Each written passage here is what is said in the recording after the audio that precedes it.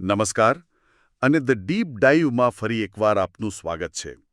આજે આપણી પાસે કેટલાક ખૂબ જ કહેવાય ને કે ઊંડા ધર્મશાસ્ત્રીય લખાણો છે અને આ બધા લખાણો એક મોટા સવાલની આસપાસ ફરે છે.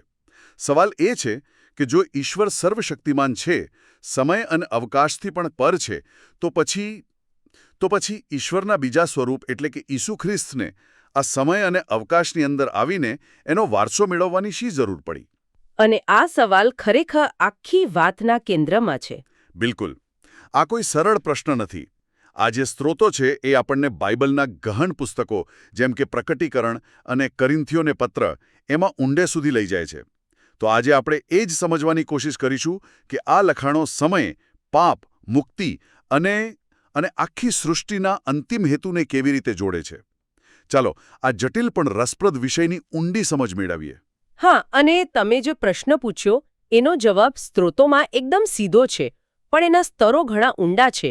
એટલે ટૂંકમાં કહીએ તો ઈશ્વરનું બીજું સ્વરૂપ સમય અને અવકાશનો વારસો એટલા માટે મેળવે છે જેથી તે સિસ્ટમનો ભાગ બનીને સિસ્ટમને અંદરથી ઠીક કરી શકે.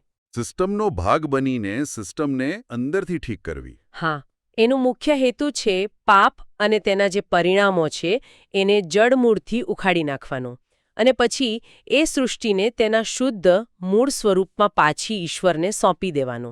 આ વિચાર તો ખૂબ જ રસપ્રદ છે, પણ અહીં જ મને પહેલો ગૂંચવાડો દેખાય છે. આ લેખણો એવું કહે છે કે સમય અને અવકાશની અંદર પુત્ર એટલે કે બીજું સ્વરૂપ એ પિતા એટલે કે પ્રથમ સ્વરૂપને આધીન છે.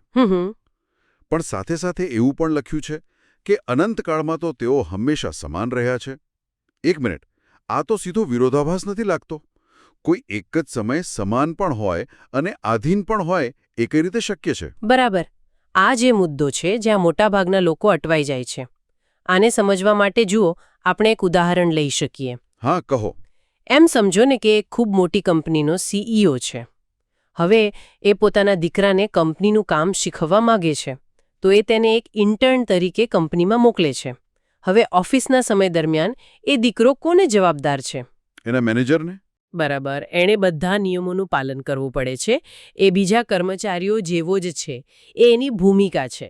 ઓકે, હા, એ સમજી શકાય એવું છે. પણ ઓફિસની બહાર એ હજી પણ સીઈઓનો દીકરો જ છે. એનો દરજ્જો સમાન છે. એની મૂળભૂત ઓળખ બદલાતી નથી. આ લખાણોમાં કંઈક આવી જ દલીલ છે.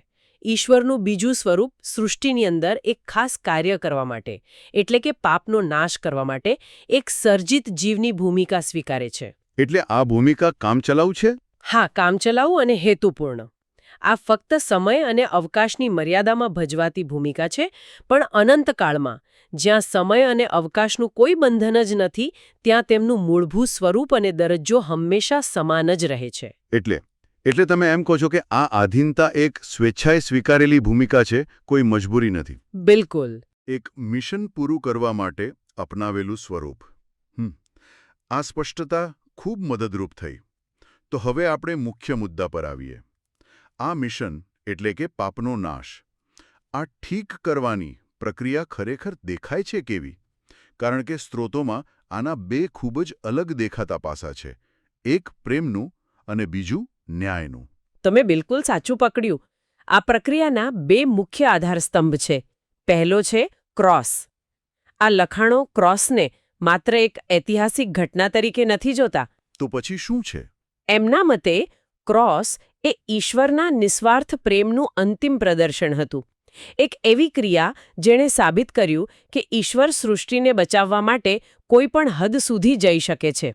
અને જે કોઈ પણ સર્જિત જીવ, પછી એ મનુષ્ય હોય કે દેવદૂત, આ પ્રેમને સ્વીકારે છે, એની સ્વતંત્ર ઈચ્છા સાર્થક થાય છે. એટલે આ ફક્ત પાપોની માફી નથી? ના, એનાથી ઘણું વધારે છે. આ ઈશ્વર સાથે તૂટેલા સંબંધનું પુનઃસ્થાપન છે. અને બીજું પાસું, જે આનાથી તદ્દન વિપરીત લાગે છે, તે છે અંતિમ ન્યાય. હા, અને આ બંને એકબીજા સાથે જોડાયેલા છે. જુઓ, યોહાનની સુવાર્તામાં લખ્યું છે કે પિતાએ ન્યાય કરવાનો સંપૂર્ણ અધિકાર પુત્રને સોંપ્યો છે. આનો અર્થ શું? આનો અર્થ એ છે કે જે પ્રેમ ક્રોસ પર પ્રગટ થયો તેને નકારવાનો પણ એક વિકલ્પ છે. જેઓ સતત ઈશ્વરની વિરુદ્ધ જવાનું પસંદ કરે છે અને એમના પ્રેમને નકારે છે. તેમને અંતિમ ન્યાયનો સામનો કરવો પડે છે. બરાબર. આ લખાણોમાં પ્રેમ અને ન્યાય એ એક જ સિક્કાની બે બાજુઓ છે. પ્રેમનો સ્વીકાર ન કરવો એ જ ન્યાયને આમંત્રણ આપવા બરાબર છે. પણ આ ન્યાયનું વર્ણન ખૂબ જ કઠોર છે. સ્ત્રોતોમાં આગના સરોવર અને અનંત વિનાશ જેવા શબ્દોનો ઉલ્લેખ છે. પ્રકટીકરણ અને માથીની સુવાર્તામાં પણ આના સંદર્ભો છે. આ શબ્દો તો આમ સાંભળીને જ ડર લાગે. શું આ માત્ર લોકોને ડરાવવા માટે છે કે પછી એનો કોઈ ઊંડો સાંકેતિક અર્થ છે? આ એક ખૂબ જ મહત્વપૂર્ણ પ્રશ્ન છે. આ લખાણોના દૃષ્ટિકોણથી આને માત્ર સજા તરીકે જોવું એ અધૂરી સમજ છે. આને એક અંતિમ શુદ્ધિકરણની પ્રક્રિયા તરીકે જોવામાં આવી છે. શુદ્ધિકરણ? હા. જેમ સોનાને શુદ્ધ કરવા માટે તેને આગમાં તપાવવામાં આવે છે, તેમ સૃષ્ટિમાંથી પાપ અને અનિષ્ટના દરેક અંશને દૂર કરવા માટે આ અંતિમ પગલું જરૂરી છે. અને રસપ્રદ વાત તો એ છે કે પ્રકટીકરણમાં લખ્યું છે કે આ આગના સરોવરમાં ફક્ત વ્યક્તિઓ જ નહીં, તો બીજું શું? પણ મૃત્યુ અને પાતાળ એટલે કે હેડીઝ ને પણ નાખવામાં આવશે. ઓહો, એટલે કે આ માત્ર ખરાબ લોકોને સજા આપવા વિશે નથી, આ તો આખી સિસ્ટમને રીસેટ કરવા વિશે છે. બિલકુલ. મૃત્યુ જેવી વિભાવના જે પાપનું પરિણામ ગણાય છે તેને પણ દૂર કરવાની વાત છે. આ તો એક કોસ્મિક સફાઈ જેવું લાગે છે. બરાબર. તમે સાચો શબ્દ વાપર્યો, કોસ્મિક સફાઈ. આ સૃષ્ટિની સંપૂર્ણ શુદ્ધતા માટેનું અંતિમ પગલું છે. જે તત્વો સતત ઈશ્વરના પ્રેમ અને તેમની વ્યવસ્થાનો વિરોધ કરે છે, તેમને નવી શુદ્ધ સૃષ્ટિમાં સ્થાન મળી શકતું નથી. કેમ? કારણ કે તેમનું અસ્તિત્વ જ વિસંગતતા પેદા કરશે. એટલે આ દૃષ્ટિકોણથી આ એક કઠોર પણ જરૂરી પ્રક્રિયા છે. ઠીક છે. તો આ બધી પ્રક્રિયા પછી, એટલે કે પ્રેમ દ્વારા મુક્તિ અને ન્યાય દ્વારા શુદ્ધિકરણ પછી અંતિમ પરિણામ શું આવે છે? પાપ, દુઃખ અને મૃત્યુનો નાશ થયા પછી સૃષ્ટિનું અંતિમ સ્વરૂપ કેવું હશે? અને અહીં જ આખી યોજનાનું સુંદર પરિણામ જોવા મળે છે. કરિન્થીઓને લખેલા પહેલા પત્રમાં સ્પષ્ટપણે કહેવાયું છે કે જ્યારે બીજું સ્વરૂપ બધા દુશ્મનોને અને ખાસ કરીને છેલ્લા દુશ્મન મૃત્યુને હરાવી દેશે, ત્યારે તે આ પૂર્ણ થયેલું શુદ્ધ થયેલું રાજ્ય પિતા ઈશ્વરને પાછું સોંપશે. એની જે કામચલાઉ ભૂમિકા હતી, જે તેણે સૃષ્ટિને બચાવવા માટે લીધી હતી, તે પૂરી થશે. અને તે પછી શું? તે પછી નવું આકાશ અને નવી પૃથ્વીનું નિર્માણ થશે, જેનું વર્ણન પ્રકટીકરણના 21મા અધ્યાયમાં છે. ત્યાં લખ્યું છે કે ઈશ્વર પોતે મનુષ્યોની સાથે રહેશે, તેમના આંસુ લૂછી નાખશે. વાહ! અને ત્યાં મૃત્યુ, શોક, રુદન કે પીડા ક્યારેય નહીં હોય, કારણ કે જૂની પાપગ્રસ્ત વ્યવસ્થા જતી રહી હશે. આ જ તો સૃષ્ટિનો મૂળ હેતુ હતો, ઈશ્વર અને તેમના સર્જન વચ્ચેનો સંપૂર્ણ સુમેળ. પણ અહીં એક વિગત છે જે મને થોડી વિચિત્ર લાગે છે. સ્ત્રોતોમાંથી એક લેખક આ નવી સૃષ્ટિને 1000 વર્ષના રાજ્ય તરીકે પણ ઓળખાવે છે. હા, એ સાચું છે. અને એવું પણ કહે છે કે આ 1000 વર્ષ પૂરા થયા પછી શેતાનને થોડા સમય માટે બંધનમાંથી મુક્ત કરવામાં આવશે. મને આ સમજાતું નથી. જો બધું શુદ્ધ અને સંપૂર્ણ થઈ ગયું હોય તો પછી શેતાનને ફરીથી છોડીને આ આખું જોખમ શા માટે લેવું? આ એક ખૂબ જ જટિલ અને ઊંડો ધર્મશાસ્ત્રીય મુદ્દો છે. અને સાચું કહું તો તેના પર ઘણી ચર્ચાઓ થઈ છે. તો આ લખાણો શું તર્ક આપે છે?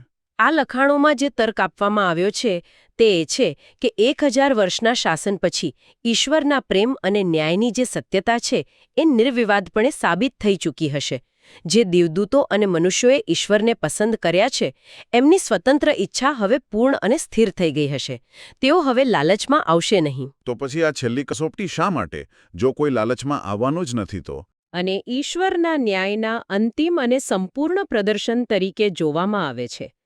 તે એ સાબિત કરવા માટે છે કે શુદ્ધ થયેલી સૃષ્ટિ અને સ્થિર થયેલી સ્વતંત્ર ઈચ્છા હવે અનિષ્ટ તરફ પાછી ફરી શકે તેમ નથી. ઓકે.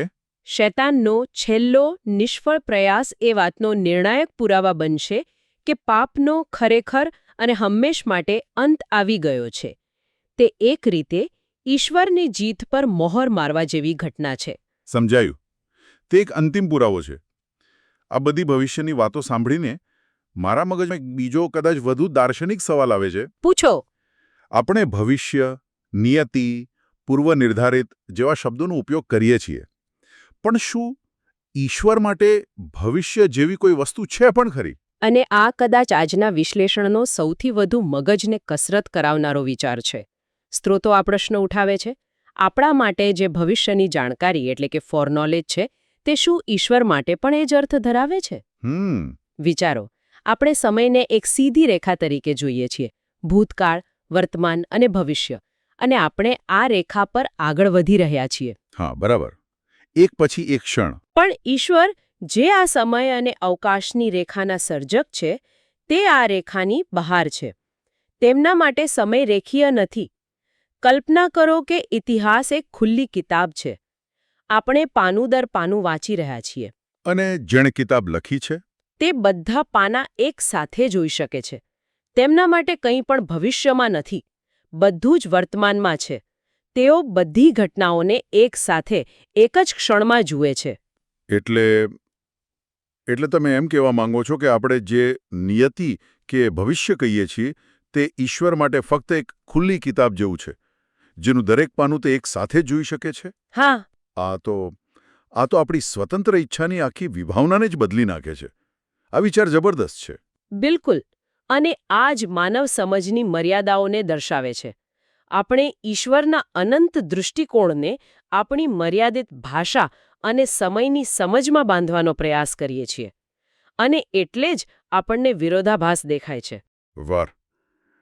તો આજની આ ઊંડાણપૂર્વકની ચર્ચાનો સાર કાઢીએ તો આ લખાણો એક અદ્ભુત ચિત્ર રજૂ કરે છે. ઈશ્વરનું બીજું સ્વરૂપ સમય અને અવકાશની દુનિયામાં પ્રવેશે છે. એક મર્યાદિત ભૂમિકા સ્વીકારે છે, જેથી તે આખી સિસ્ટમને અંદરથી શુદ્ધ કરી શકે.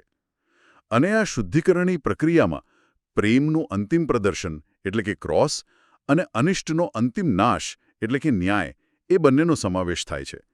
અને આ બધાનો અંતિમ હેતુ એક એવી સંપૂર્ણ સૃષ્ટિનું નિર્માણ કરવાનો છે જ્યાં દુઃખ, પીડા કે મૃત્યુનું કોઈ અસ્તિત્વ જ ન હોય. અને જ્યાં સર્જનહાર અને સર્જન વચ્ચે સંપૂર્ણ સુમેળ હોય. બરાબર. અને આ ચર્ચા આપણને એક ખૂબ જ ઊંડા વિચાર સાથે છોડી જાય છે.